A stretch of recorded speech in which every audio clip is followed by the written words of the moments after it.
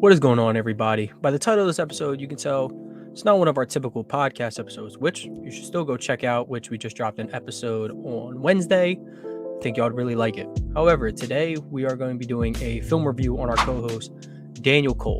Daniel Coale is a wide receiver at the University of Pennsylvania for their sprint football team, not their actual team, but don't sleep. I mean, this league is full of athletes. If you ever get a chance if you go to one of these schools, you should probably go watch a game. If you ever see a link to a game, during the fall, you should definitely go check them out. There's a lot of good athletes, and Danny is one of them. We're going to be going over Daniel's highlight tape. So every play is going to result in a good thing. That doesn't mean every play is a good play. There's something you can always learn from. I played football myself. I think there's something that Danny can learn from watching this video as I critique and compliment his highlight reel. We're going to be looking at it all. I mean, from the release, top of the route, how he attacks the ball, the concentration. There's so much that goes into it. And, Danny's only been playing football for 3 years. So I think there's a lot you can take away from this, of course. But without further ado, we can just get right into it. So in this play, Danny is lined up top of the screen. He's the two-man. He's going to run a drag on this one. This play, I think he does a really good job at missing his linebacker, climbing on top of the linebackers, but below the safeties. That is the money spot for crossers. Some drags, depending on how deep you run them, sail routes. That is ideal because you're going to find a very soft spot right there. And maybe from this angle, it looks like they might be even by the shadows. Danny's a little bit ahead of them. Good quarterbacks like Andrew Paolini for UPenn Sprint Football, who's a very good athlete, very good person. He's hitting that play. However, on this one, let's look at the pocket, man. And sprint football it's guys 180 pounds. So yeah, they're not going to be the best blockers. But look at the pocket by the time Danny is getting open. And honestly, you might want to throw it now. I know this linebacker is in the way. That's why you always want to throw your guy open. However, I think Danny does a good job sticking with it. Andrew has to bail the pocket. He gets all the way out here. He does a good job not wasting time setting his feet and throwing. Danny does a good job staying with the play. And honestly, that's good ball placement. And Danny does a good job hanging on to it after the hit. Overall, I really like that play. Now, the next play, Danny is lined up as a two-man in a three-man set. I believe this is a slant by the way he is, by the way he does his release. Drags are usually soft, almost essentially the opposite of shoot or out route, speed outs, that is. He's going to attack the vertical very hard. And this causes that linebacker or slot corner, whatever it may be, to fly out to him. But due to that, he oversteps. And then now Danny is going to stick with it and go all the way across. And eventually he gets the catch and lots of yards after catch. And that is another thing. It's not necessarily scramble drill, but good job by the quarterback staying in the pocket and waiting for Danny to play himself open. And another good job by Danny is obviously pushing vertical and staying flat this entire way. He's not, drifting off, because he would have got picked off or he would have got laid out. But overall, very good play. Same thing here. He is the second guy in a trio set, trip set, whatever you want to call it. And he's going to attack the outside shoulder of his man, causing him to obviously open his hips up to his left, just ever so slightly. And now Danny had a lot of room to catch the ball. And I mean, the defenders do a good job in pursuit, but overall, another good play, pushing it vertical, pushing the outside shoulder of his defender, coming back inside and making himself available. Very good play. I think this might be my favorite play by Danny, at least my favorite route run by him. He's the back man in a bunch set or, stack set, whatever you want to call it. I'm going to say he's the back man on a stack. He's going to run another deep crosser sail route looking thing here. And of course, like I said before, you want to be over the linebackers, under the safeties though. And let's see what Danny does here. He's climbing, sees the backer, decides he has to get a little deeper. Now, if I'm the quarterback, like on the first play we watched, he didn't set his feet. He trusted that he could make a throw on the run off balance. I think he could have done the same thing here and maybe got his man a little bit more yak, but he decides to stop, set the feet. But Danny still makes a great catch going back for it. Overall, it still results in a good play and good improvising by the quarterback, who obviously he had to step up, move out of a pocket that was collapsing. And I think this is a very good job by Danny, because usually, I mean, you want to keep climbing, of course, on these sail, crosser routes, whatever, but he starts to flatten once he sees his quarterback is in a bit of a scramble mode. Very good job by him, because if he starts drifting, he has no shot at this ball. But he stays flat, he gives himself a shot, makes an amazing catch behind his body. Very good work. Now, one of my first negative plays about him, Danny's going to run what's called a stick route here, which essentially, Travis Kelce likes to use this a lot. You essentially just run it to get open. You just want to find an open spot, short and over the middle. Now here, he's not really attacking an area. He kind of just gets a couple yards off the ball and sit. However, if we get around that middle on the other side hash, not even that far, I mean, we're making a play. However, he does adjust. He sees his quarterback doesn't have anyone, so run it back. If he decided to maybe get inside of the linebacker that is flying out, he makes a better play for himself. However, these are highlights. It does work out in the end. Danny sees his guy in scramble mode. He gets to this. He starts working towards the sideline. And, I mean, he picks up a hard first down after taking some contact.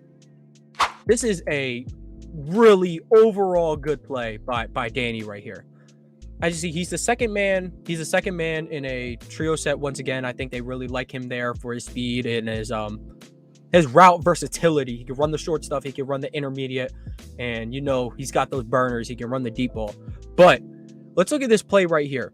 He's going to run a 10-yard out here, and he is just running straight at his defender. Like, no signs of, oh, I'm leaning this way and lean that way. He's running straight at him, which I'm a huge fan of. Doesn't show his cards until maybe about the 7-8 yard mark. And by then, it's too late. Look at the separation. Any good QB is going to put that on the money. He does drift a little bit. No biggie. I think it works out in the end. Let's take another look at that. I mean, look, absolutely putting pressure on the DB. A good ball and an amazing catch on the sideline. That is phenomenal footwork and concentration by a kid who's only been playing the receiver position for essentially 2 seasons because he didn't get to play his first year. Now, this is one of the plays where I thought Danny could have fought on his stem a little harder. He's going to aim towards the outside of this corner or the slot corner linebacker, whatever it may be, but he's pushing his own self off the stem too much when he doesn't have to. What I would like to have seen is the same as the last play. Attack him.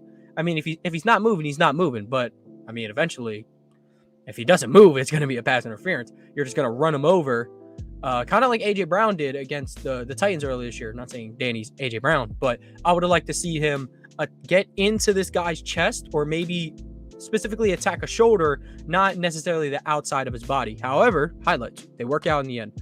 He breaks, and he's going straight for this front pylon, which is beautiful. A lot of people on corner routes maybe cut it too hard and it turns more into an out route, or they make it too skinny and they're aiming more back pylon. This is beautiful, though. He's going right to the front pylon, which is where your quarterback wants to put it. I think Andrew does a great job. I mean, this doesn't get any better. Absolutely phenomenal catch. And look, if y'all want to call this out, he's got a picture. I might put it in here if I can find it, but I mean, this is phenomenal work. I would like to see a better stem on that. Maybe attack your guy a little more. Overall, great catch by Danny. Now, this is a situation where I was going to say maybe his stem messed it up again. He got a little too wide. But they're going to rock and play some what looks like cover 3 here. I mean, that corner's running, and this safety essentially just reading the eyes of the quarterback. Danny and his man have a miscommunication over here, but I mean, if you're going to do something, if you're going to make a mistake, do it at 1,000%, which no one does better than this kid from what I've seen. I mean, he's going to staying with it, and a beautiful pass. I mean, beautiful throw by Andrew on this one. Let's run it back. Again, they get collided, but he stands still in that pocket and delivers a beautiful throw down the field. One thing about playing wide receiver, especially when you're running very ticky-tack contact concepts, you got to wait for your other man. Danny, as one of the fastest receivers on the team, he knows in this situation that maybe the guy next to him might be a split out tight end, and you got to let him clear. Here, he still sells his vertical, waits for his guy to go. Both of the middle linebacker who's covering the third man goes with him, but gets in the way of Danny's guy, leaving Danny to make a clean catch. And unfortunately, he's got that straightaway speed. I don't know if he's got that breakaway for a touchdown speed, or maybe he just underestimated his corner, but good play. I would say the pros and cons. I think the cons list is very small for Danny. Of course, he's a little undersized, but doesn't really matter in a league like this where weight is involved. Another con is he might move himself off his stem a little much. I would like to see, and he is a little inconsistent with it. He does do it sometimes. Sometimes he doesn't. I would like to see him attack the shoulders or the chest of his defender more instead of just automatically bubbling out or bubbling in wherever he's going. Consistency there is what matters. A lot of pros of his game. Strong hands. I think has good recognition on the field, especially in scramble drills or like drags and deep crossers where there's not necessarily yard marks. I think he does a really good job in those situations. I think he does a good job pushing vertical, whether he's rocking to one side or the other. He does a great job pushing vertical and then flattening out on especially those out routes and, them slants where you want to climb up field, but you don't want to drag too much and eventually, get yourself hurt. He has great patience in the route concepts. Aside from the one play we shown where I believe it was just simply a miscommunication. Overall, I think Danny is a very good slot receiver. And I'm not just saying that because I'm his co-host. I do believe he's come a long way from, when I first seen him play his freshman year and he says like, oh man, like I want to play football. And I was like, okay, man. He's come a long way. He's a very, very good football player. I would like to see more in his new role. He's probably going to be, maybe fullback, wing, slot-ish. He's going to be getting a lot more touches. I'm very excited to see how he does this season. Overall, I would give him and I'm very harsh. I've watched my fair share of sprint football. I would give him a 7.7 out of 10. I believe he's a very good player for the league. Do I think he's a superstar? I haven't seen it yet. That's where we're probably cracking like 8. I would say my 8 range is like very good player for the league. Probably superstar in the league. And then 9 is like, why are you playing sprint football? You should probably be playing, some real Division 1. Overall, I got him at a 7.7. He's a very solid player for this league. I think next year with the increased role, increased touches, he could probably find himself as a superstar in that league. I mean, he's essentially a vet at this point. There is some quarterback questions up there, but I think he can get it done. Make sure you guys like, subscribe, and check out the latest episode. Follow us everywhere on social media at Sideline Summit. If you like this video and you want to see more, comment. If you have a friend, I'll do small reviews. I'll do big time reviews, from Bryce Young to your school's D2 quarterback, whatever it may be. All you got to do is comment the name and we'll make sure we get these done. We're going to make a new playlist of this stuff. But again, like, subscribe, turn on post notifications so you don't miss a beat with us. And we'll see you guys next time.